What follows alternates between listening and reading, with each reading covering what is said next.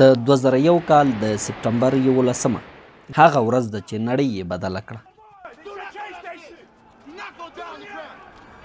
د القاعده شبکې 19 غړو 4 مسافر وړونکي الوتکې وتښتولې او په امریکا کې دننه تر ټولو لوی خونړي ترهګریز بریدونه وکړل. میلیونونه کسانو دغه ویجاړونکي بریدونه په تلویزیونونو وکتل. دې بریدونو د امریکا اساسي او تجارتي مرکزونه پر بل مخ واړول. سهار 14:09 بجې وې چې یو مسافر وړونکې الوتکه د نیویارک ښار د نړیوال تجارتي مرکز په شمالي برج کې ووهل شو.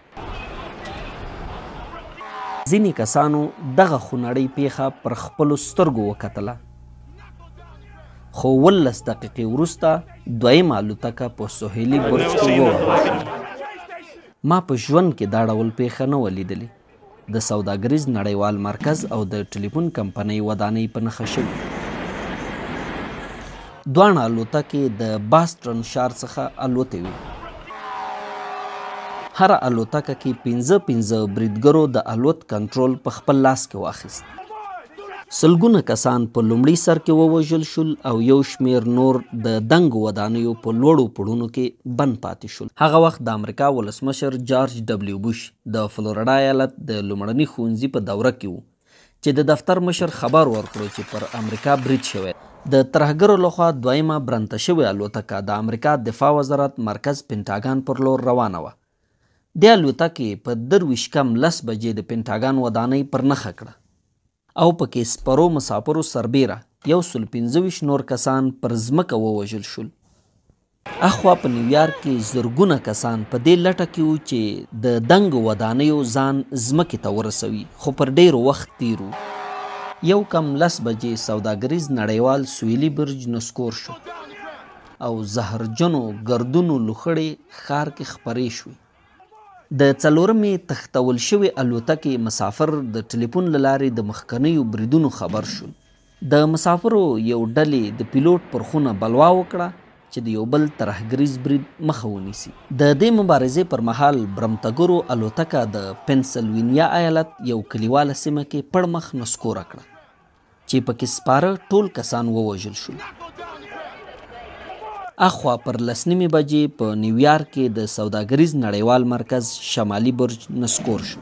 په دوانو برجونو کې هغه سلګونه وروژونکي پولیس او د طبي عملیې غړي هم ووژل شول چې د ولسي وګړو د ژغورنې لپاره تللي وو. د دې بریدونو د تلفاتو په اړه سمدستي معلومات نه وو. وروسته پلټنو وښودله چې په دې بریدونو کې شاوخوا 3000 کسان وژل شوي او زرګونه نور ژوبل شوي دي.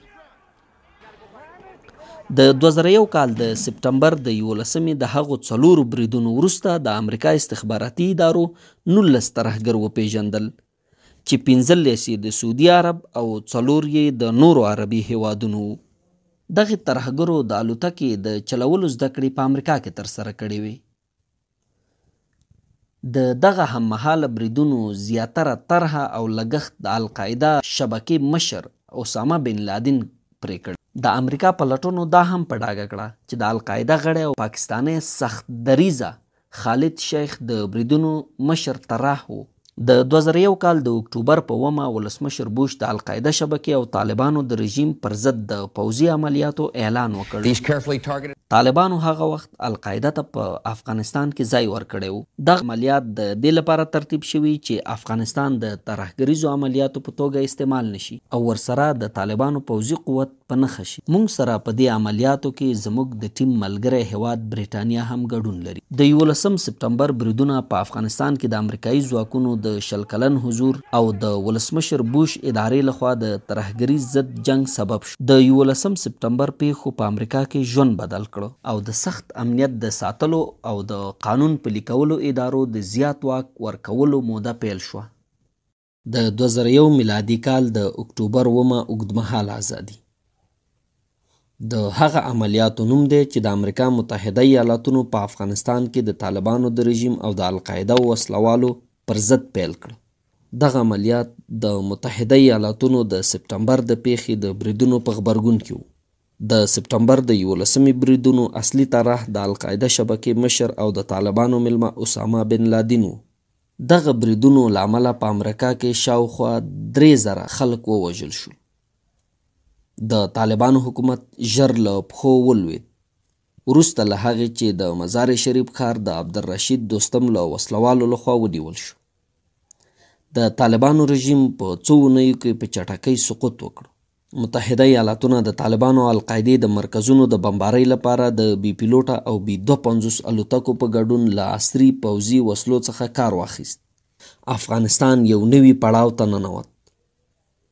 په 2004 میلادي کال کې ولسمشریزې ټاکنې، په 2005 میلادي کال کې پارلماني ټاکنې، د نوي اساسي قانون جوړېدل، د بیان ازادي، د رسنیو بېساري پرمختګ، په بېلابېلو ټولنیزو برخو کې د ښځو پام وړ ګډون طالبانو د لومړي رژیم د سقوط وروسته د مهمو لاسته راوړنو بلل کېدل. په دغه جګړه کې زرګونه پوځیانو او ملکیانو خپل ژوند له لاسه ورکړ. 2021 کال د اګست د میاشتې د راپورونو له مخې د متحده ایالاتونو 2448 پوځیان، د متحده ایالاتونو 3846 قراردادیان، د افغانستان 46,000 پولیس او عسکر، د افغانستان 42,245 ملکیان، د طالبانو او نور وسلوالو مخالفینو 51,190 وسلوال او 444 مرستندویانو په افغانستان کې خپل ژوند لاسه ورکړ. په افغانستان کې د وسلوالو ډلو پر خلاف د امریکا او متحده ایالاتونو جګړې نږدې 20 کاله دوام وکړ. د 2021 کال د اګست د میاشتې په 30 د امریکا وروستی عسکر له افغانستان څخه ووت او په دغه جګړه ځپلي هیواد یو ځل بیا طالبان واکمن شول. له وتلو وړاندې امریکایي پوځیانو او متحدینو یې 120,000 زیات افغانان د انتقال پروسې په درشل کې له افغانستان څخه وایستل. طالبانو د افغان ځواکونو او امریکایي متحدینو پر وړاندې له کلونو جګړې څخه وروسته د 2021 کال د اګست د میاشتې په 15 د افغانستان پلازمینه کابل ونیو.